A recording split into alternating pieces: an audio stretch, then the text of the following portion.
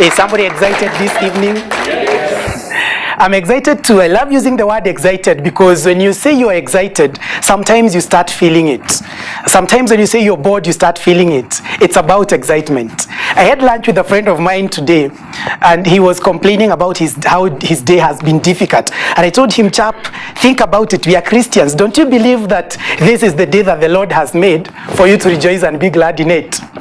Now he told me, no, if Peter, I'm to think about this day today, I must think of it as the day that the Lord has destroyed. And I told him, no. You don't have to think about it. We've got to be positive in our orientation. We've got to be positive in the way we look at everything. You've got to wake up every morning and think, this is my day. This is the greatest day for you. And the fact that you're seated there and you're breathing, it's a great day for you. For us to get started, I think we have to first ask ourselves the fundamental question: why are we here? And even if I've been involved in inviting you, that is not exactly why we are here. We are here because we are human beings. We are here because human beings have a common destiny they've been fighting for. We've all of us been fighting for excellence. You are an athlete, you want to break the world record. You're fighting for excellence. That is our common destiny. And the last reason why we are here, we've got to enjoy ourselves. Reasons why we have to enjoy ourselves. It is so easy to get stress out there. Stress is for free. One friend of mine says that stress is free. You just get it, you don't buy it. But for entertainment and enjoyment, sometimes you've got to spend quite an amount of money. You know how much people who drink spend in the clubs. It is expensive. First, we will talk about a very important thing in our lives. We'll talk about the 7 anchors of success. Success has been elusive. Everyone says that. It is elusive. It is difficult to catch. We will talk about how you are supposed to anchor the ship's success on your shoreline. And once you anchor it, you can offload all the goodies that are there for you. Do you know how you create failure? You create failure by avoiding success. So success is a natural thing. It is raining over the universe continuously. But when it is raining, some of us are avoiding it by covering ourselves with iron umbrellas. Umbrellas of fear, umbrellas of mediocrity, umbrellas of complacency. You don't want to move and you're satisfied the way you are. You're blocking success. It is there, but you're avoiding it. There's one author called Orison Swett Marden who said that deep within man dwells those, of course, and woman, deep within you dwells those slumbering powers that would astonish you, that you never dreamt of possessing. Forces that would revolutionize your life if aroused and put into action. You've got power, you've got capability, you've got what it takes to succeed. It is only that sometimes you are avoiding it. Let's look at the first anchor of success. The first anchor of success is self-awareness. When you think about self-awareness, what comes in your mind? Our teachers taught us that you have to do the right thing at the right time and at the right place. But that was not enough because they never told us that you have to be the right person. Before you think of doing the right thing at the right time and at the right place, think of being the right person. Take a good example. Sometimes when we go to Mashujaa celebrations, and you see, like there was a time we went for celebrations when we passed the new constitution, and Emmy Kosgei sang, and everybody stood there to cheer up. Everyone, including the 2 principals, His Excellency the President and the Right Honorable Prime Minister, stood there to join the lady singing. Think about it again. What would happen if the 2 principals, the leaders of this nation, were to replace Emmy at the stage? His Excellency the President was to be the choir leader or the Prime Minister. What would happen? Okay, I don't want to predict what would happen, but I may not stand to join them.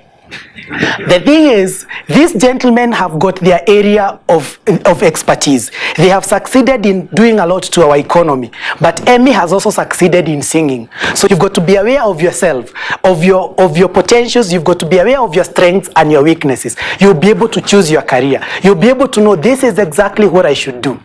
If you think about it, someone like Dennis Oliet, what would happen if today he was seated in a hospital treating us? Supposing he was a lecturer in the university, and one of the lecturers was playing football. What would happen is that we would not have excellence in the university, neither would we have excellence in the football. So what happens is that when you are aware of yourself, you are able to appreciate what you can do best. When you appreciate what you can do best, you go out and do it. I normally tell people that I can't do everything. I can't do everything. Personally, I can't be an accountant. I don't want to sit in an office just looking at vouchers and checks. Maybe I would want to count money. You would know my tribe. And you know what I will do? I will not let what I cannot do interfere with what I can do. If I can speak in public, I will not go to play football at the expense of speaking. I will have to be aware of myself and do my best. This is how you achieve success. When you know exactly your potentials, you are able to judge your character, because self-awareness is awareness of your personality. Your personality is those traits that make you unique as an individual. When you think about yourself and realize that you're an ego, you don't have a business hanging around chicken. You can't imagine an ego discussing stuff with chicken. Chicken telling the ego, you know, it is very difficult to fly these days. And the ego knows that you can fly anywhere you want. You can fly to any part of the world. When you're aware of yourself, you decide, this is what I must become. This is my secret of success. Your secret of success is basically taking the weapon you have, being yourself, just doing the best you can be. If you're best in football, you'll be successful. If you're best in banking, you'll be successful. If you're best in accountancy, you'll be successful. We are suffering so much in our country and in most of Africa and even the world because we are having average performance in everything. We are having average performance in social work because the person who should have become a social worker went to become a banker. Then we have an average performance in the bank hall because the person who is supposed to be the banker went and became a social worker elsewhere. When it comes to being myself, even Usain Bolt can't catch up with me. You may think I'm joking. And John Wooden told us that you've got to appreciate your character more than your reputation, because your character is that which you are. Your reputation is merely what other people think you are. So sometimes it is very good to listen to friends and loved ones when they're telling you what you are. They're telling you you're good in this, they're telling you you're good in that. But sometimes be careful. Listen to only what I call the plain mirror friends. Plain mirror friends are friends who will give you a frame that is the same shape and size as yourself. If you get the convex or concave mirror friends, they will either inflate your image, make you feel a hero when you're not, when you're at zero, or make you feel at zero when you've made it. So get the plain mirror friends. Listen to people who can give you the right character, who can tell you who you are, and who can make you get an understanding of where you're going in your life. There is one thing that was said by Bruce Barton, that there is nothing splendid that has ever been achieved except by those who dared believe that something inside them was superior to circumstances. When you realize that there is something inside you that it can beat the circumstances, that can beat the world, then you rise up like Barack Obama. After realizing that there is something inside you that can beat the world, you rise up and tell people, you know what, guys? Yes, I can. He went around the whole of America singing, yes, we can. And I think if you were doubting, he made it. Once you believe that there is something inside you, if you believe there is a serious businessman in you, awaken that businessman. If you believe there is a musician in you, awaken that musician. Get that which is in you and awaken that, because that is where your power lies. Let's look at the second anchor of success. Once you're completely aware of who you are, you need information. Information is power. You need a lot of information for you to move on. There's a song by Kenny Rogers. How many people listen to country music? I'm seeing so many hands. I hope the hands don't mean something else. Kenny Rogers has sung one song called Gambler. Again, you would know why I would love the song Gambler. It talks about counting your money. It's a song that would appeal to Kikuyus more. It says never count your money when you're sitting at the table. You got to put it in the wallet first and then go around and ensure the deal is complete. Then you can count it. But he says one important thing in that song, that every gambler knows the secrets to surviving. All of us are gamblers in one way or another in life, but you've got to understand the secrets to surviving. You've got to understand the rules of the game.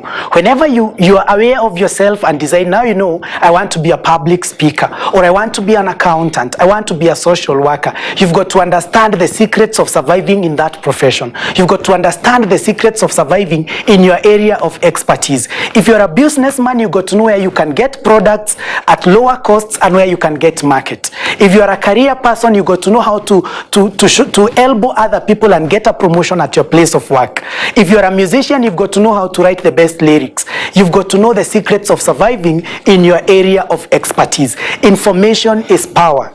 That is not a cliche if you think. Information is power, and it is only power again when we use it and put it into practice. So think about it. Anything that you're planning to do in your life, seek as much information as possible on what you want to do. If you want to become an accountant, get to know exactly what to become. Like, for example, I was reading about David Beckham, and he used to spend a lot of time in the field alone, trying to score when there is even no one in the post, scoring from the corner.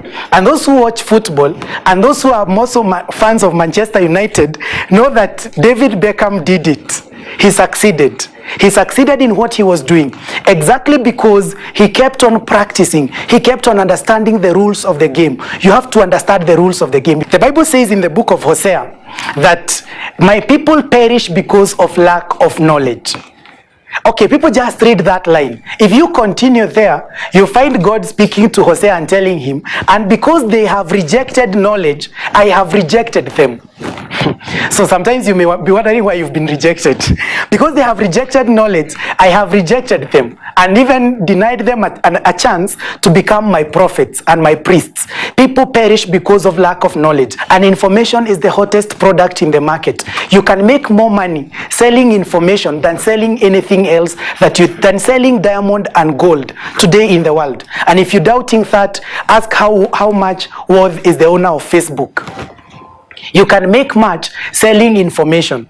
When Karl Marx wrote Das Kapital, he talked about the people ruling the world as those who own land and capital. They are the bourgeoisies. But today, if Karl Marx was to wake up from where he is, come to write again, he would not write about land and capital. He would write about something different. Owning a website today may be worth more than acres of land. Some websites are making more than the GDP of our country.